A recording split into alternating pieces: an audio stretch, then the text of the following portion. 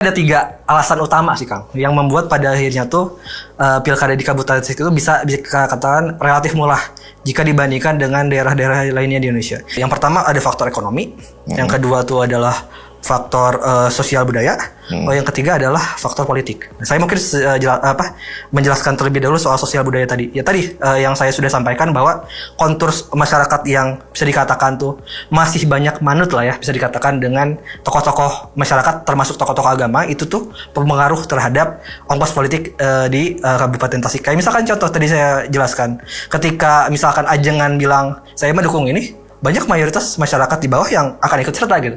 Itu kan mengurangi ongkos politik tuh. Itu satu hal. Lalu soal ekonomi nih Kang. Ekonomi juga ini menarik deh untuk dibahas terkait bagaimana pengaruh dari kontur ekonomi itu terhadap pilkada di Kabupaten Tasikmalaya yang saya perkirakan bisa dikatakan sebagai murah seperti itu.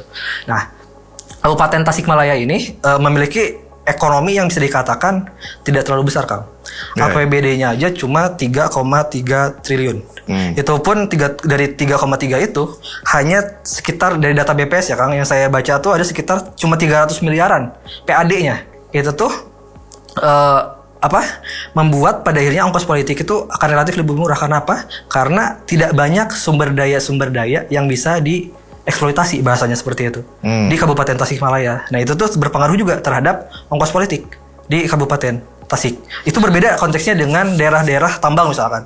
Daerah tambang kan ada sumber daya yang bisa diolah kan, yang ada bisa dikerjakan gitu seperti itu. Pertarungannya untuk memperebutkan itu juga akan lebih gila-gilaan secara ongkos politik. Nah sedangkan di Kabupaten Tasikmalaya tidak ada tuh pertarungan semacam itu, tidak ada.